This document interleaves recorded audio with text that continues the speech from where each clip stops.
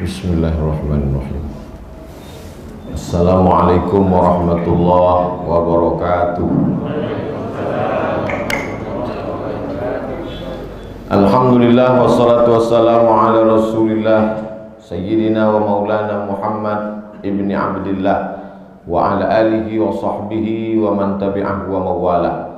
Subhanaka la ilma lana illa ma'allamtana innaka antal alimul hakim. Rabbi syrah li sadri wa yassir li amri wa hlul 'uqdatam min lisani yafqahu qawli. Bapak-bapak, ibu-ibu, hadirin hadirat, insyaallah semua yang hadir ini dimuliakan Allah Subhanahu wa taala. Man shalla subha fi jama'atin, siapa yang salat subuh berjamaah, fa ka'annama shallal laila kullah, dapat pahala seperti salat sepanjang malam. Man sholat subha fi jama'atin, siapa yang sholat subuh berjamaah, kana fi zimmatillah, maka dia dalam tanggungan Allah, dalam perlindungan Allah. Man sholat subha fi jama'atin, siapa yang sholat subuh berjamaah, summa qa'ada yadhkurullah, sesudah sholat itu dia duduk di masjid berzikir niat Allah, hatta tatlu'asy syams, sampai terbit matahari. Summa yusalli rak'ataini, salat sunat 2 rakaat, kanat lahu ka ajri hajjatin wa umrah, dapat pahala seperti haji dan umrah. Mudah-mudahan keutamaan itu kita peroleh istiqomah sampai kita mati menghadap Allah Subhanahu wa taala. Bapak Wakil Wali Kota Solo di tengah kesibukannya dapat hadir salat subuh berjamaah. Kadang manusia ini karena jabatan, karena kesibukan, alasan tak bisa datang sholat subuh berjamaah. Kenapa Pak Fulan tak subuh berjamaah? Baru terpilih jadi RT. Alhamdulillah kita bisa, mudah-mudahan istiqomah. Lan tamuta nafsun, orang tidak akan mati qabla an tastakmila rizqaha wa ajalaha, sebelum rezekinya penuh, sebelum ajalnya sampai. Itu akidah, itu keyakinan orang umat Islam. Lan, kalau la tidak, lan tidak akan, tamuta nafsun, tidak akan ada manusia yang mati qabla an tastakmila rizqaha, sebelum rezekinya penuh sempurna, wa ajalaha, sebelum ajalnya sampai. Jadi kalau begitu keyakinan umat Islam, maka insya Allah dia tidak cemas, tidak takut, tidak ragu. Kenapa? Karena kalau ada orang mati, itu berarti rezekinya sudah penuh dan ajal sudah sampai.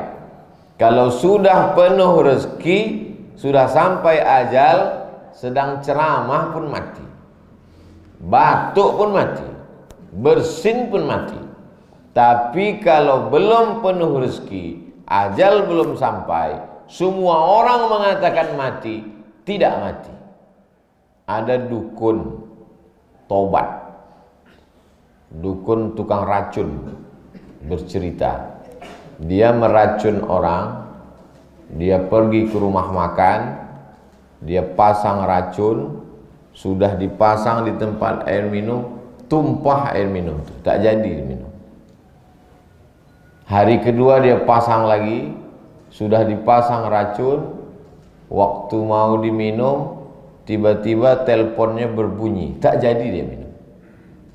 Lah 2 kali dicubonya ndak jauh mati, nang ketiga ndak lah. Sebab apa? Sebab dia yakin ajal belum sampai. Setinggi-tinggi yang mampu dilakukan makhluk, kata Syekh Muhammad Mutawalli Asy'arawi, ulama besar Mesir, yang paling tinggi yang bisa dilakukan oleh makhluk adalah menepati takdir Allah Subhanahu wa taala. Jadi kalau ada orang mati, itu berarti rezekinya sudah penuh, ajalnya sudah sampai. Idza jaa ajaluhum, kalau ajal sudah sampai, la yastakhiruna sa'atan, tak dapat ditunda walau sesaat, walau semenit, walau sedetik. Wala yastakhirun, dan tak bisa pula ditunda walau semenit, walau sedetik. Itulah yang disebut dengan akidah, keyakinan. Kalau tidak nanti umat Islam ini akan kacau balau, akan rusak akidahnya, akan menyalah-nyalahkan, akan berkalau-kalau. Kalau itu kunci setan masuk. Maka kalau ada berkata dalam pikiran kita sekali kalau, langsung ditutup dengan istighfar. Astagfirullah. Kalaulah dulu. Dek apa si bulan meninggal? Deknya kamu saji. Cuba kalau tidak kamu saji batang. Yang hendak kamu mati. Maka kita tetap ikut protokol kesehatan, tetap cuci tangan, tetap pakai masker, tetap jaga jarak, dan tetap dalam akidah ahlus sunnah wal jamaah. Ada akidah yang bukan ahlus sunnah, namanya akidah jabriyah. Jabriyah kata dia tidak ada itu usaha manusia, tidak ada al-kasbu wal ikhtiar, tidak ada ikhtiar, terserah saja pada takdir Allah. Nah, ini bukan ahlus sunnah. Orang seperti ini tidak mau pakai masker. Kalau ditanyanya, mengaku tidak pakai masker, mati sudah takdir Allah. Ini bukan ahlus sunnah. Jadi ahlus sunnah pakai masker. Kalau ada bapak ibu tidak pakai masker berarti jabriyah. Kalau ahlus sunnah ada usaha, ada ikhtiar. Sebaliknya lawan daripada kelompok jabriyah ini adalah qadariyah, mu'tazilah. Awal namanya qadariyah karena tidak percaya kepada takdir. Rukun imannya 5 saja. Antu'mina billah wa malaikatihi wa kutubihi wa rusulihi wal yaumil akhir. Titik. Takdir tidak ada. Karena takdir itu akan membuat manusia lemah, malas, berpangku tangan, bersandar kepada takdir, menunggu rezeki turun dari langit. Bertolak belakang antara qadariyah dengan jabariyah. Sedangkan kita ahlus sunnah wal jamaah. Takdir tetap ada, tapi kita tak tahu takdir kita baik atau buruk. Maka kita berdoa kepada Allah, kalau memang hari ini takdirku baik, tetapkan aku dalam kebaikan. Kalau memang takdir tak baik, jauhkan aku dari takdir yang buruk. Setelah berusaha dan ikhtiar, bertawakal kepada Allah, berserah diri kepada Allah. Bismillahi tawakkaltu ala Allah, la haula wala quwata illa billah. Andai sesudah cuci tangan, sudah pakai masker, sudah jaga jarak, mati juga, berarti takdir Allah subhanahu wa ta'ala. Kalau sudah takdir terjadi, apa yang bisa kita lakukan? Raditu billahi rabba. Ridha, menerima ketetapan Allah subhanahu wa ta'ala. Saudara, kawan, sahabat, tetangga yang sudah meninggal dunia, tidak usah kita sesal-sesali, tidak usah kita salah-salahkan. Datanglah kita membawa setawar sedingin menenangkan hati keluarga. Ini sudah takdir dari Allah. Inna lillahi wa inna ilaihi raji'un. Manusia tidak akan mati sebelum rezekinya penuh, ajalnya sampai. Kok tahu bang? Itulah ceramah Ustaz Somad subuh tadi.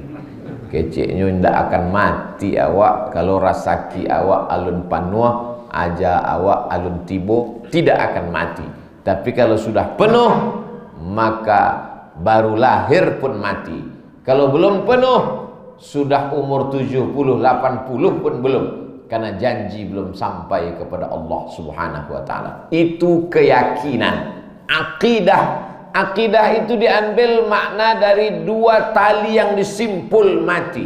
Kalau sudah simpulnya simpul mati, tak terbuka apapun yang terjadi. Itulah akidah. Akidah itu tali simpul mati, bukan tali simpul tali sepatu. Terasa sempit dilonggarkan, terasa longgar disempitkan. Itu bukan akidah. Itu namanya akidah ikatan tali sepatu. Sedangkan akidah kita adalah akidah yang kuat, apapun yang terjadi. Tapi yang mudah itu kan menceramahkannya, Buya, menggerakkan lidah yang tak bertulang yang senang. Kalau sedang mengalaminya susah. Abdul Somad pun kalau mengalami perkara masalah yang susah-susah, yang sulit-sulit, hadis yang subuh itu pun hilang. Jadi kita ini watawasau bil haq, saling menasehati dalam kebenaran, watawasau bis sabr, saling menasehati dalam kesabaran. Sampai bila awak batutui-tutui kau buya? Masih syukur alhamdulillah. Covid itu menular melalui air liur dan dia masuknya melalui mulut dan hidung. Itulah maka mulut dan hidung ditutup karena Covid menular melalui air liur, melalui mulut dan hidung. Cuba bayangkan kalau Covid ini bermutasi masuk melalui telinga. Lah batutik lah telinga awak. Tak ada tausiah lah. Tak terdengar lah. Ini masih melalui mulut dan hidung.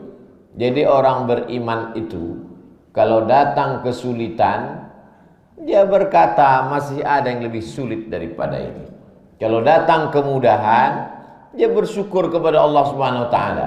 Adapun orang kafir selalu dalam keadaan gelisah, berkeluh kesah. Innal insana khuliqa halu'a. Manusia itu diciptakan dalam berkeluh kesah. Orang kafir kalau dia dalam kesulitan, stres, depresi, orang Amerika, orang Eropa mati bukan karena Covid, tapi karena stres, depresi, naik tekanan jantung, naik darah tinggi, naik gula darah, mati karena ketakutan yang berlebihan. Orang kita tak ada takut, tak ada cemas, enjoy, tenang, santai. Sedang ceramah pun bisa tertidur karena hati yang senang, hati yang tenang. Orang kalau hatinya gelisah, hatinya takut, hatinya cemas, dia tak bisa tidur. Kenapa? Karena penyakit susah tidur namanya insomnia. Sampai minum obat tidur penenang, dikasih morfin, baru dia bisa tertidur. Sedangkan orang beriman hatinya selalu tenang. Kalau datang yang tidak menyenangkan hatinya, dia katakan qadarullah, takdir ketetapan dari Allah. Liyabluwani, Allah sedang menguji aku. Aashkur, apakah aku bersyukur, am akfur, atau aku kufur kepada Allah Subhanahu wa taala. Banyak orang yang risau, ekonomi hancur, bisnis tumbang. Tapi apa yang terjadi? Tahun lalu kurban Yayasan Tabung Wakaf Umat 27 ekor. Tahun ini naik menjadi 31 ekor. Jadi dengan adanya Covid, kurban bertambah. Tapi duit turun. Tapi orang jadi takut mati. Sebab banyak orang mati, dia makin rajin bersedekah. Itulah logika yang tidak masuk dalam kepala pengamat ekonomi. Kenapa bisnis tumbang, justru kurban makin banyak? Perhatikanlah di beberapa masjid Bapak Ibu. Karena orang semakin takut mati, semakin menganggap, oh kaya pun kita, banyak pun duit, mati juga. Pejabat pun mati juga. Orang kaya pun mati juga. Maka menghadapi musibah Covid ini, manusia terbagi dua. Kelompok yang pertama, dia berpikir jadi orang baik pun mati juga. Wang tak ke masjid, awak ke masjid pun mati juga. Sembayang pun mati juga. Elok tak usah sembayang sih. Itu namanya mazhab syaitan. Yang satu lagi semakin menjadi orang baik. Saya pelit pun mati, bakhil pun mati, berkurban pun mati. Elok awak berbuat amal. Nanti kalau awak mati, insya Allah mengalir. Maka tak tertampung-tampunglah orang mewakafkan tanah. Makin banyaklah orang berwakaf, bersedekah. Jadi ada efek dari perbuatan Allah Subhanahu wa ta'ala. Allah Ta'ala menguji manusia ini dengan dua ujian. Wa balawnahum bil hasanat. Kami uji mereka dengan hasanat. Hasanat, kebaikan. Hasanah, satu kebaikan. Rabbana atina fid dunya hasanah. Tapi Allah menguji bukan dengan hasanah. wa balawnahum bil hasanat. Kami uji mereka dengan kebaikan-kebaikan. Diuji dengan sehat, diuji dengan anak, diuji dengan harta, diuji dengan jabatan, diuji dengan popularitas, diuji dengan kecantikan. Ini ujian. Banyak orang tidak menganggap begitu. Dia anggap ujian itu sakit, miskin, susah, melarat. Orang diuji kok. Mana diuji? Hitam, pesek, pendek, buruk, miskin. Bukan. Ujian itu bukan seperti itu. Makanya Nabi Sulaiman alaihissalam ketika melihat kerajaannya hebat, hartanya banyak. Nabi Sulaiman itu ayahnya namanya Daud. Orang barat menyebutnya King David, Raja Daud. Daud punya anak namanya King Solomon. Nabi Sulaiman alaihissalam melihat kekayaannya, jin ifrit pun tunduk kepada dia, angin pun bisa dikendalikannya. Apa kata Nabi Sulaiman? Hadza min fadli rabbi. Ini dari Allah. Liyabluwani, untuk menguji aku. Ashkur, apakah aku menjadi hamba Allah yang bersyukur, am akfur, atau aku menjadi hamba Allah yang kufur. Salah kita menengok nikmat Allah ini, nanti kita bisa jadi orang yang tidak bersyukur. Kalau sehat, nikmat. Kalau sakit, laknat. Kalau dapat jabatan, nikmat. Jadi orang biasa, laknat. Kalau punya kedudukan di kantor, kepala dinas, kepala badan, kepala kantor, nikmat. Kalau non-job, laknat. Tidak begitu cara pandangnya. Punya jabatan, ujian. Tak ada jabatan, ujian. Sehat, ujian. Sakit, ujian. Orang sehat ke rumah sakit menjenguk orang sakit. Apa kata orang sehat menasehati orang sakit? Sabar ya Pak, Bapak sedang diuji. Yang sakit kau ndak mendengar ceramah hambo. Kalau inyo dengar ceramah hambo bisa nyo balikkan. Wah angjo sehat sedang diuji. Orang sakit banyak lulus. Buktinya orang sakit minta uduk, minta tayamumkan.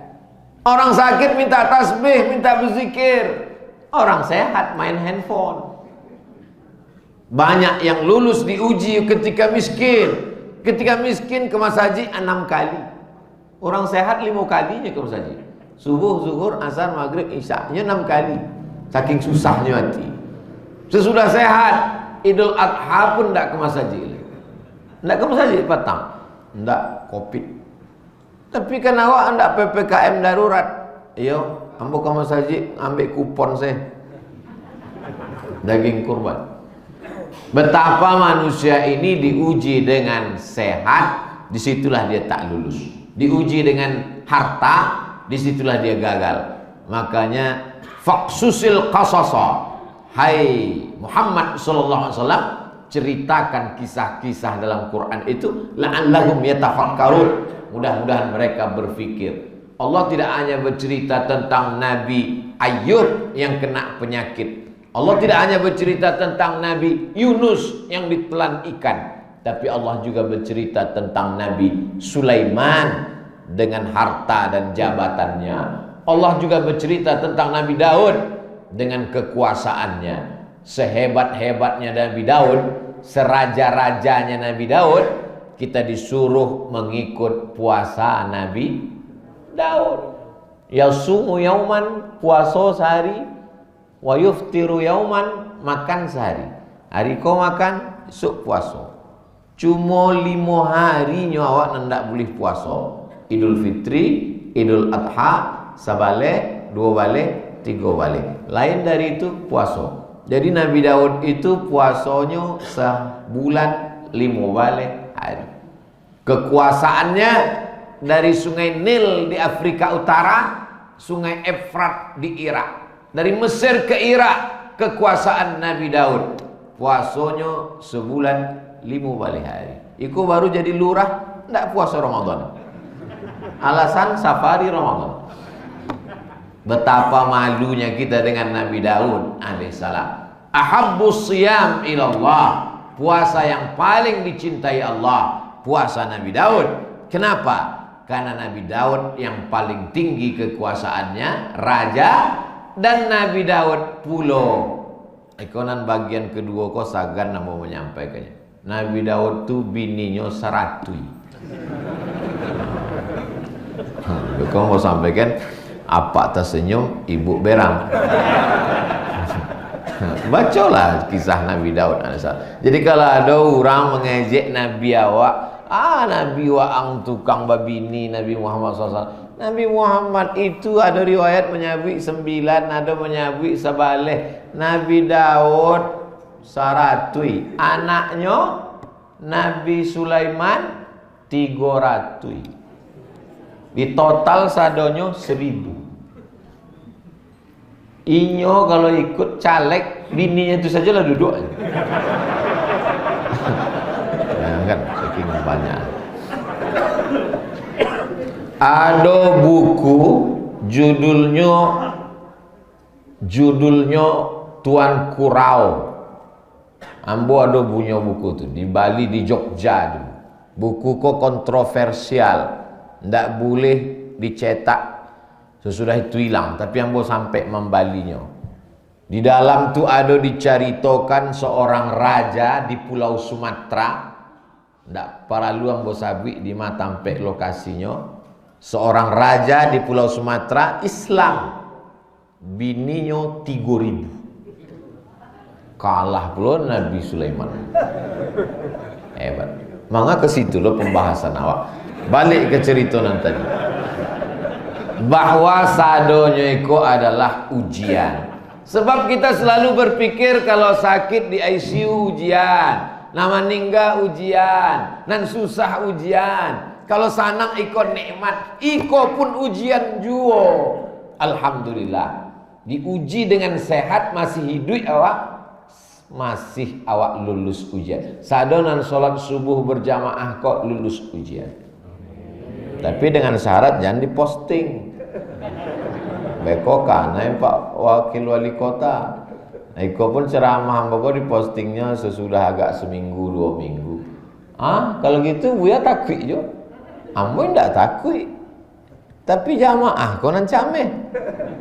Bapak Ibu yang dimuliakan Allah Subhanahu wa taala, maka kalau kita pahami bahwa anak ujian, wa balaunahum, kami uji mereka bil hasanat, dengan yang baik-baik.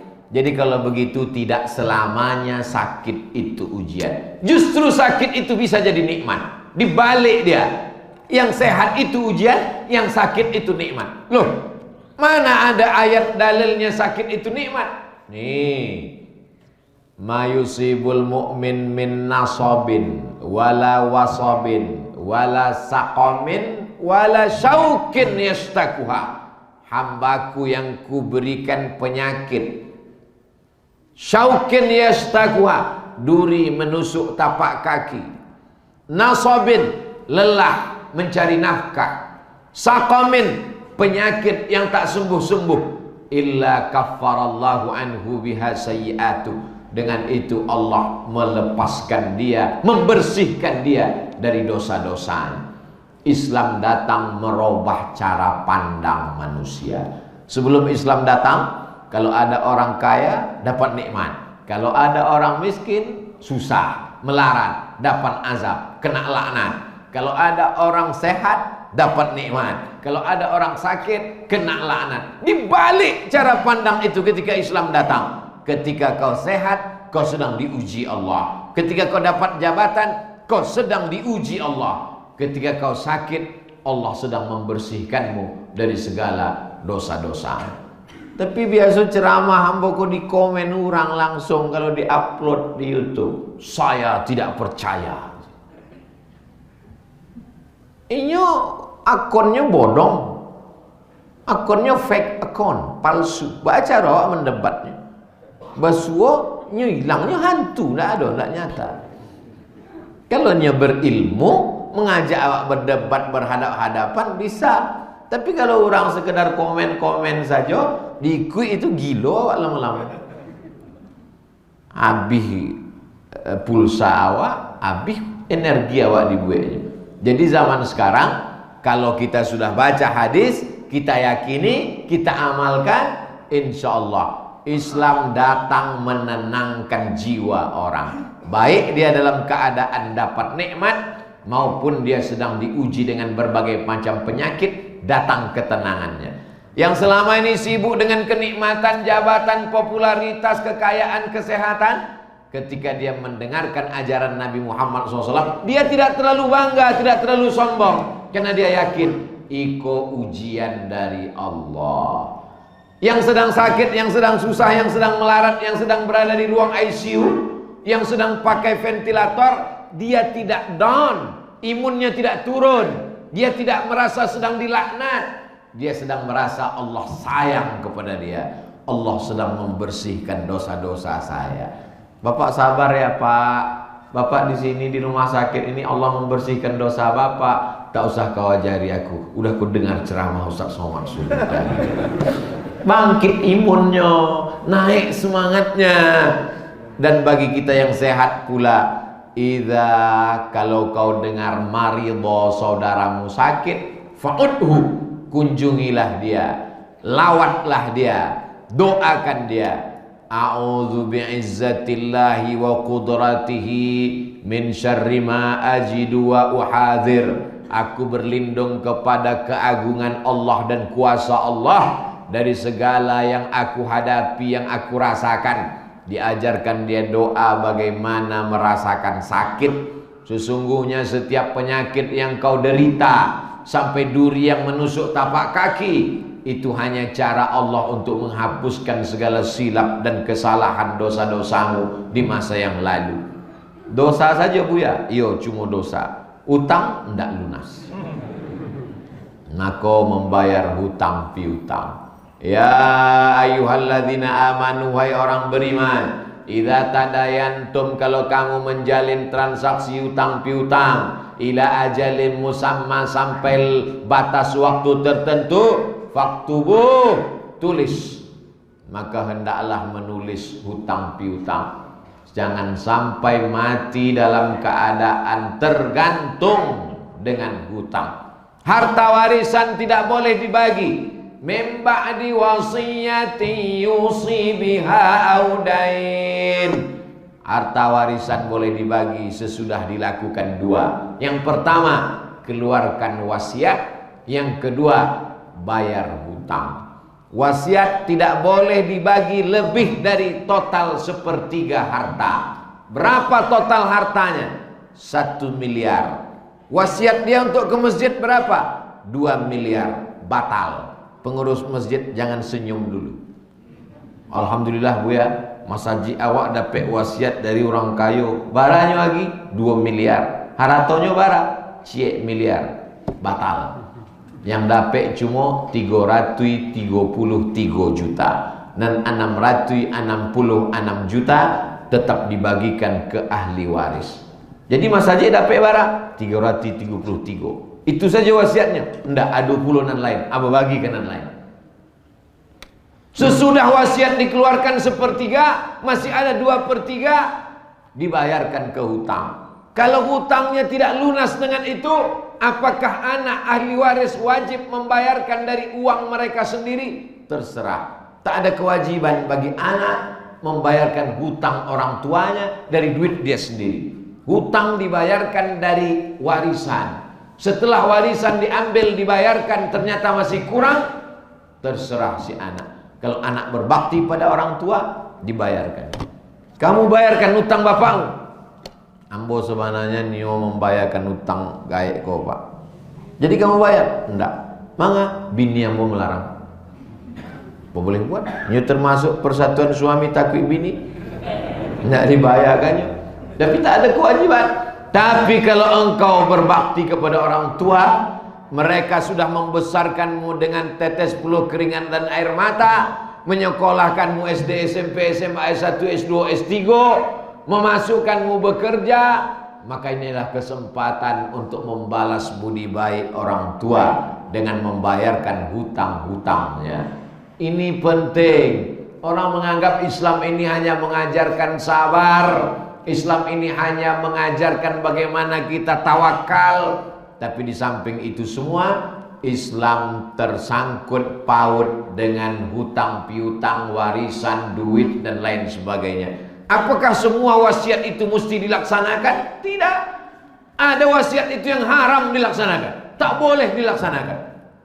Kalau ambo mati, tanamlah dia teh kuburan ambo daun ganja 3 batang. Itu haram dilaksanakan. Ada wasiat itu yang makruh dilaksanakan. Kalau ambo mati, bawa jenazah ambo ke kampung halaman ambo. Matinya di Solo, membawa ke Pekanbaru, bara longkosnya. Makruh, mubazir.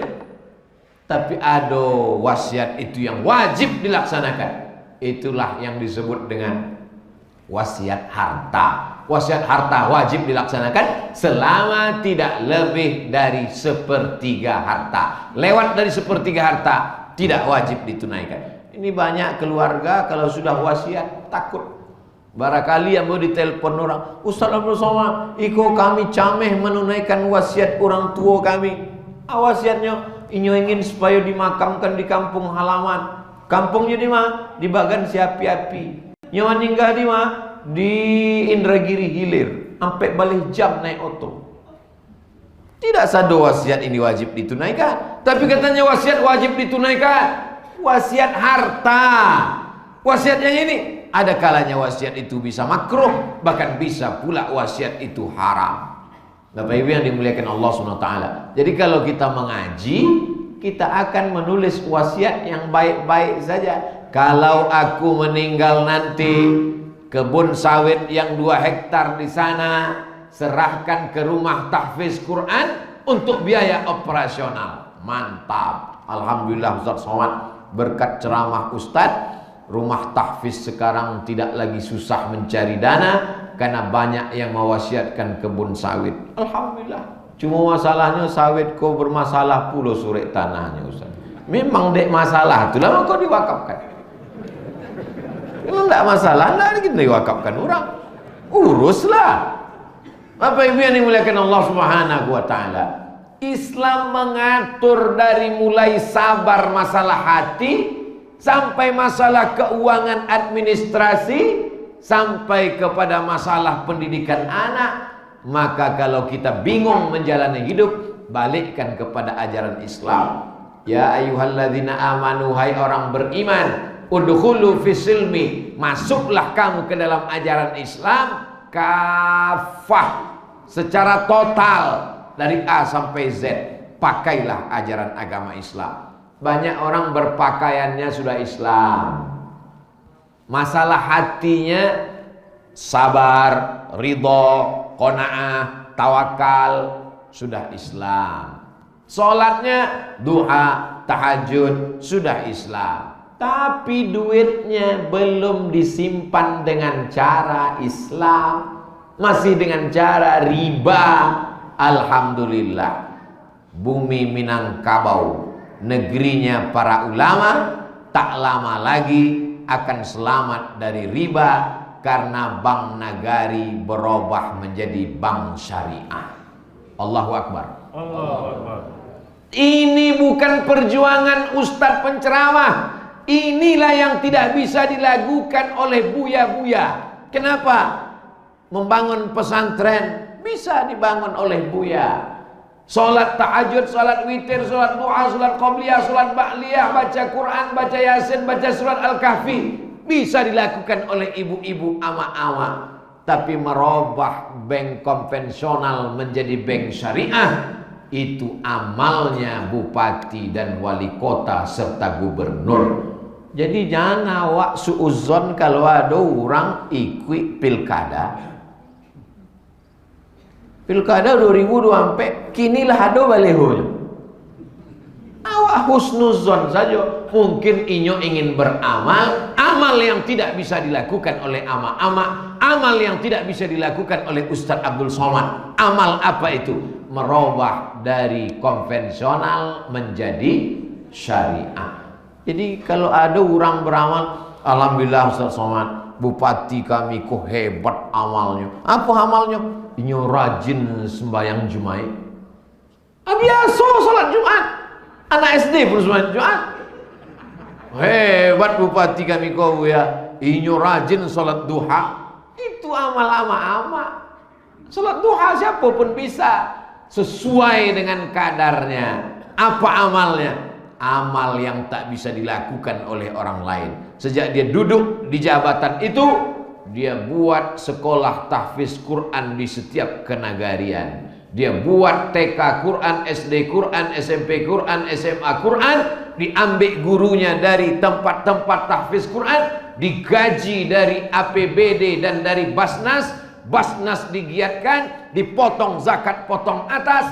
Mungkin sholat tahajudnya hanya 2 rakaat, tapi amal yang mengalir lebih banyak. Ada amal yang bisa dilakukan oleh Ustadz Buya, alim ulama, berceramah, khutbah, tausiah, baca kitab di pondok pesantren. Tapi ada amal yang hanya bisa dilakukan dengan tanda tangan di ujung jari. Semua beramal sesuai dengan kemampuannya masing-masing. Kalau begitu cara kita berpikir, insya Allah kita tidak sibuk mengurus amal orang lain. Kita berpikir apa amal yang sudah kita lakukan, mengisi hidup yang dititipkan Allah Subhanahu wa ta'ala. Bapak Ibu yang dimuliakan Allah, saya selalu berceramah mengajak kita berpikir apa yang sudah saya lakukan mengisi hidup ini. Tadi malam sampai ke kediaman saya disampaikan ini adalah rute ceramah terakhir Al-Mukarram Ustadz Tengku Zulkarnain dulu. Dari Diniah Putri ke Solo, habis Solo balik ke Pekanbaru, meninggal. Jadi mungkin orang nambah cerita kok ingin mengingatkan ambo bahwa kalau ambo lewat rute kok entah itu makasihnya Allah. Tapi yang jelas bagi ambo kematian itu, ambo memang menyangka mati itulah lama mati. Dulu ambo berpikir bahwa mati itu menunggu umur 63 tahun dulu. Tapi sesudah banyak sahabat-sahabat ambo meninggal, guru-guru, kawan-kawan, bahkan adik-adik meninggal, ambo tidak lagi menganggap bahwa mati itu mesti 63 tahun. Bilo pun bisa. Nan penting sisa wakatunan diagi Allah Ta'ala ku awak isi dengan amal soleh. Awak isi dengan apa nan bisa awak buat lah.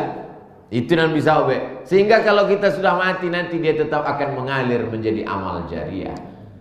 Mati pun kita dalam keadaan buat dosa, mati juga. Mati dalam keadaan sakau mabuk pakai sabu-sabu, mati juga. Pezina mati juga. Artis-artis yang belum taubat buka aurat mati juga. Orang baik pun mati juga. Fir'aun pun mati, Namrus pun mati, Musa mati, Ibrahim pun mati, Sulaiman pun mati. Orang baik mati, orang jahat mati. Bukan itu masalahnya. Masalahnya apa yang akan kita terima sesudah mati.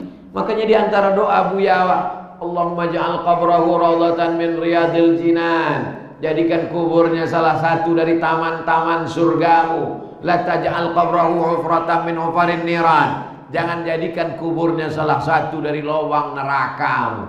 Ada kubur itu yang menjadi taman surga, tapi ada juga kubur itu yang menjadi lubang neraka. Belum masuk neraka, kuburnya sudah jadi lubang neraka. Syekh Ahmad Khatib Al-Minkabawi meninggal 1916.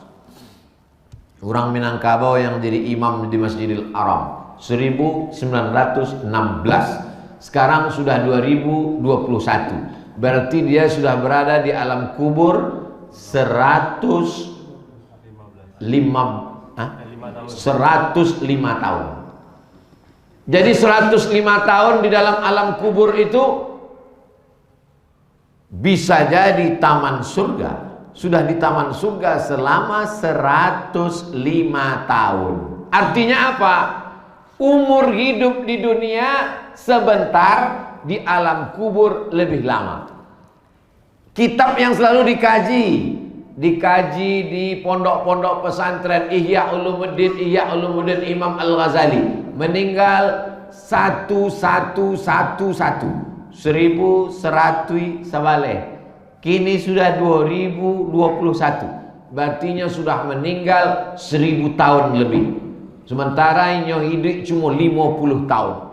Awak hidup 50 tahun, tapi di alam kubur bisa 100 tahun, bisa 200 tahun, bisa 1000 tahun. Berpikir untuk yang panjang, mengisi waktu yang pendek supaya menjadi amal jariah. Siapa saja yang membunuh hari ini, besok pagi, semalam, dosa pembunuhannya tetap mengalir kepada Kabil. Karena Kabil lah yang mengajarkan membunuh pertama kali. Itu namanya multi level marketing. Yang pahalanya indah akan putih kalau awak berbuat baik. Siapa saja orang Minangkabau yang beramal soleh, berbuat baik, maka sekian persen pahalanya mengalir kepada Syekh Burhanuddin. Karena jauh-jauh dia datang dari bumi Minangkabau, menjumpai orang pertama yang menerjemahkan Quran ke dalam bahasa Indonesia, Syekh Abdul Rauf As-Singkili di Singkel.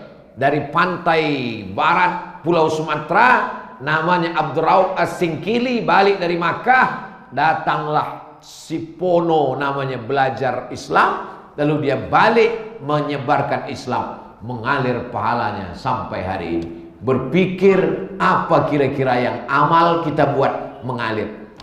Kami kuama-ama Bu ya, bukan bupati, bukan wali kota, bukan ustadz, tidak bisa ceramah. Amal laporan kami buat supaya mengalir pahala. Ajar anak ibu AAA, bataba, batata, batasa, basaba. Ajarnya baca Iqra.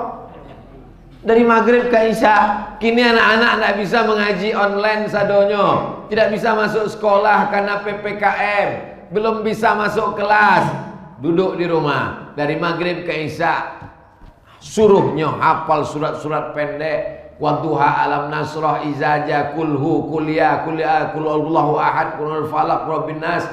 Dibacanya dalam sholat. Luruskan bacaan Al-Fatihahnya.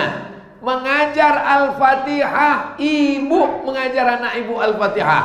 Maka kalau ibu ajar dia Al-Fatihah, subuh dia baca 2 kali, zuhur dia baca 4 kali, asar dia baca 4 kali, maghrib dia baca 3 kali, isya dia baca 4 kali, mengalir pahalanya.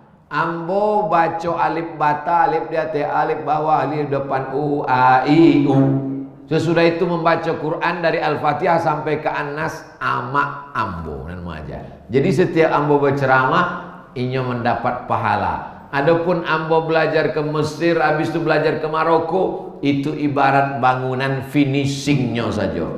Yang menanamkan benteng, menanamkan pondasi, memacakkan tiangnya adalah ibu, al-madrasatul ula. Karena kalau sudah cerita tentang amal ajariyah, kami ini ibu rumah tangga, tidak punya uang, yang mengasih belanja suami, kami tak punya apa-apa Pak Ustaz. Ibu punya investasi luar biasa. Siapa itu?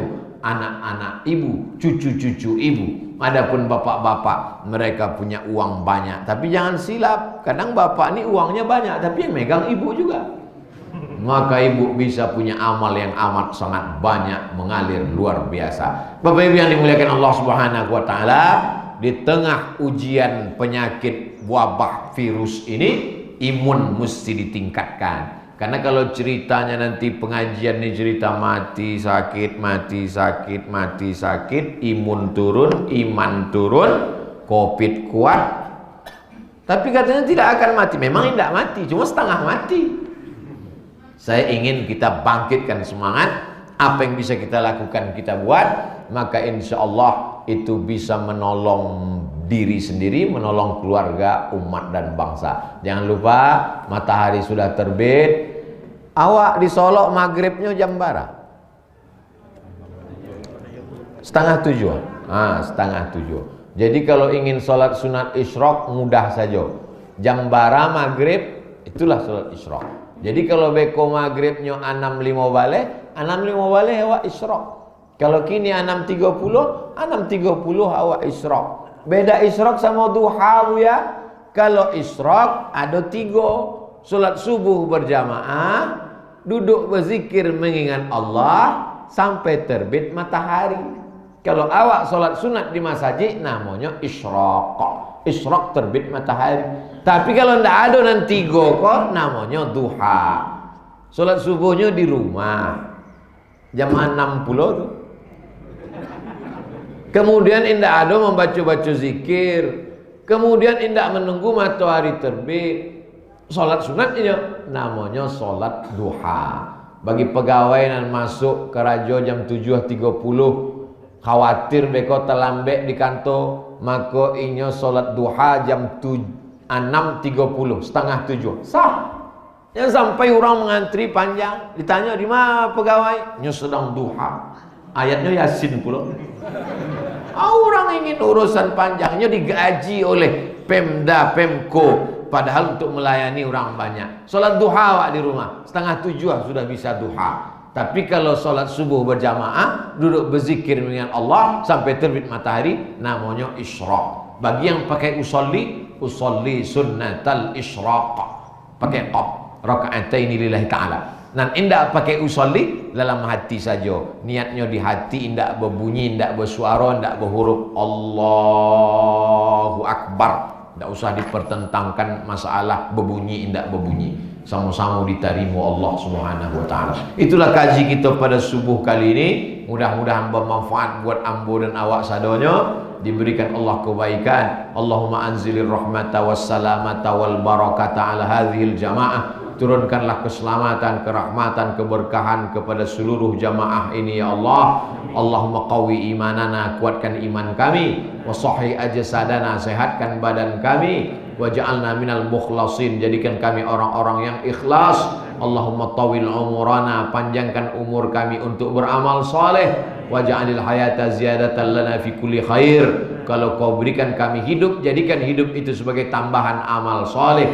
Wa ja'alil mauta rahatan lana min kulli syarr. Kalau kau takdirkan kami mesti mati, biarlah mati itu membuat kami berhenti buat dosa ya Allah. Allahumma khtim lana bi husnil khatimah wa la taqtim alaina bi su'il khatimah. Rabbana atina fid dunya hasanah wa fil akhirati hasanah wa qina adzabannar. Wa sallallahu ala sayyidina Muhammad wa ala alihi wa sahbihi wasallam. Walhamdulillahi rabbil alamin. Taqabbalallahu minkum minna wa minkum taqabbal ya karim. Terima kasih segala perhatian. Mohon maaf segala kesilapan. Wassalamualaikum warahmatullahi wabarakatuh.